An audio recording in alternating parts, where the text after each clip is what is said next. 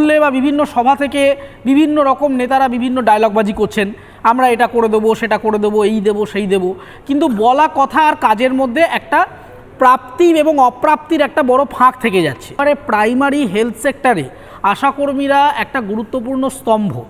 সেখানে সন্তান লালন পালন করা, সেখানে সরকারি প্রাইমারি হেলথ কেয়ারের সাথে গ্রামীণ মানুষের সংযোগ স্থাপন করা, বাচ্চাদের চিকিৎসার বন্দোবস্ত করা এবং পুষ্টি নিয়ে কাজ করা, যেখানে এই মুহূর্তে গোটা বাংলার অ্যাভারেজ হেলথ সেক্টরটা ধুঁকছে, সেখানে আশাকর্মীদের একটা অত্যন্ত গুরুত্বপূর্ণ অবদান এবং অত্যন্ত গুরুত্বপূর্ণ প্রয়োজনীয়তা রয়েছে। তো সেই জায়গায় দাঁড়িয়ে এত লক্ষ লক্ষ টাকা বিভিন্ন আলতু ফালতু কাজে খরচ হয়ে যাচ্ছে।